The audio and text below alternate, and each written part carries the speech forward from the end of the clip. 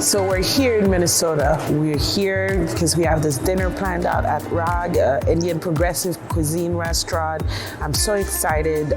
Tomorrow we'll be starting the prep for the happy hour. And we will be also prepping for the dinner the next day on Thursday the 29th. I'm super excited to merge Indian and Caribbean cuisine together. I've been so welcomed by the chef and the owner of the restaurant, and I can't wait to deliver such an epic night. Hi, my name is Sohail Gurha. Welcome to Raag. We're super excited to welcome you tonight. When we opened Raag in Minneapolis about 1 year, 6 months ago, one of the missions which we wanted to do was bring a lot of talented chefs from across the US to the Twin Cities, and that helps for the Twin Cities patrons, locals to not get on a plane to go to their cities to enjoy the cuisine. So continuing on that promise which I made to the Twin City locals, I'm super excited to welcome Chef Vicky Colas from Florida.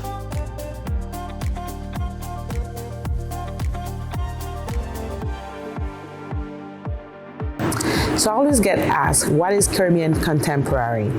Caribbean contemporary to me is taking the essence of the flavors of Caribbean ingredients and utilizing them in modern, progressive ways. The reason why I think it's necessary in our Caribbean cuisine, we know traditions, we've done tradition, and we can always get back to tradition.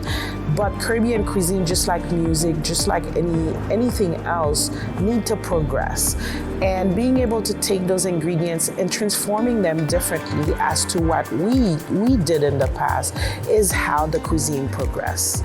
Because when you look at every cuisine from Asian, Italian, Mediterranean, Spanish cuisine, and much more Latin cuisine, they all have taken that step to move themselves from traditions to contemporary or progressive.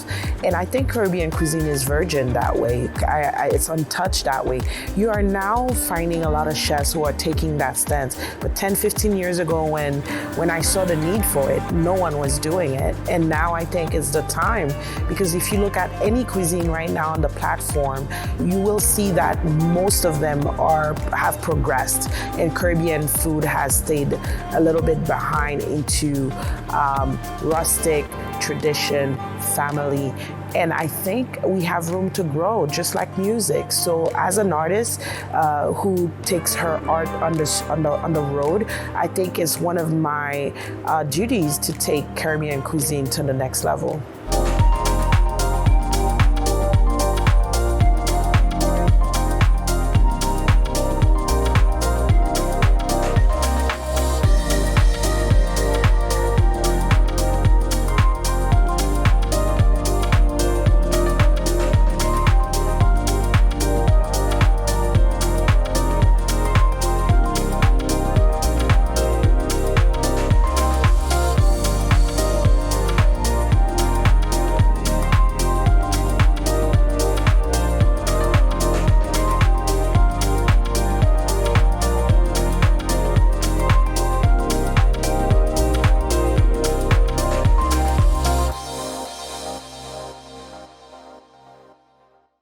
We had a fantastic happy hour with Chef Vicky Colas yesterday, wherein a lot of guests got to meet her, taste some of the food. But we're super excited tonight. We are doing an amazing 7-course Caribbean, Haitian, Jamaican, Indian influenced menu tonight. But at the same time, our team will greet you, welcome you, and we're super excited to bring these experiences for the locals.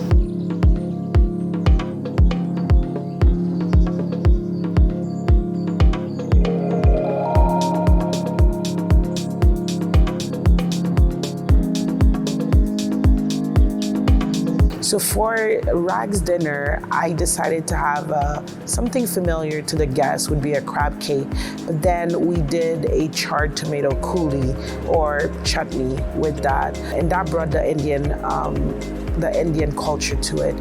And for the vegetarian, we had a hearts of palm crabless cake. It tastes just like crab, and it complemented the vegetarian part. The next dish was a soup, aka gumbo.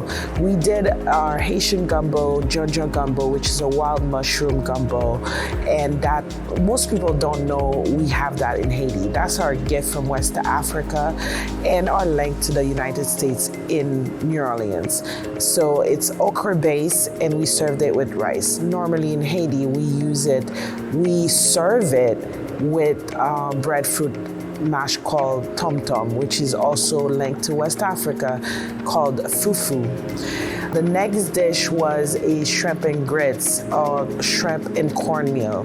So we had a Creole shrimp, a prawn, a jumbo prawn with a cornmeal, coconut cornmeal porridge.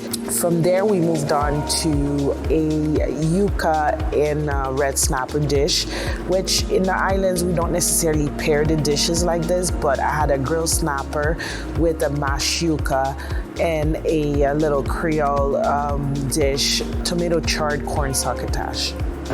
Our next dish was our famous curry goat in the Caribbean. Although we don't do curry goat in Haiti, I went and got a West Indies curry goat, and which was made with potato and carrots.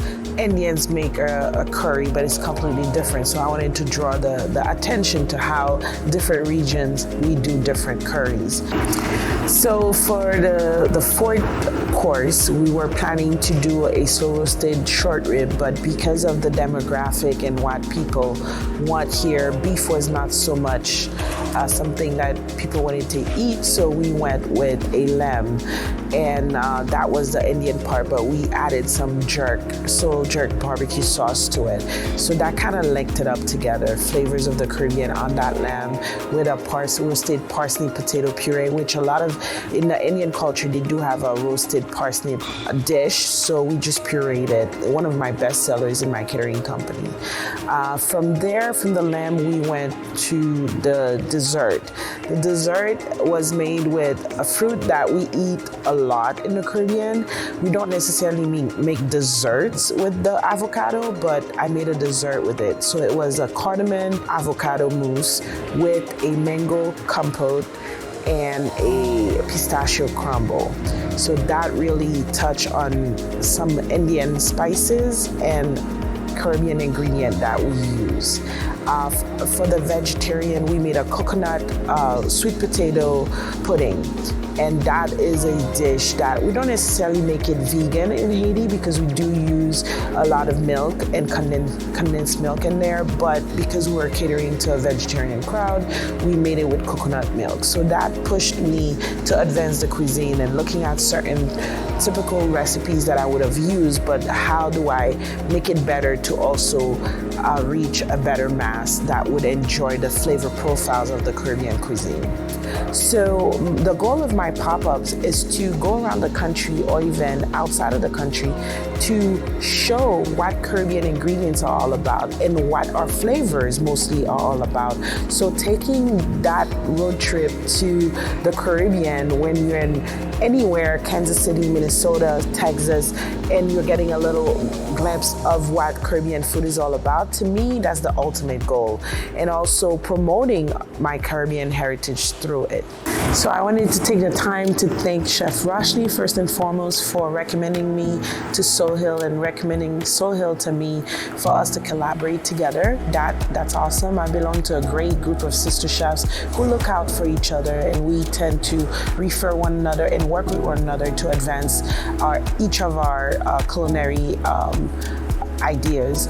Second, I want to definitely thank Sohail for having me in his restaurant and collaborate with me for such a great event that the turnout was so awesome. Chef Romilla for allowing me to cook with her in her house, in her kitchen.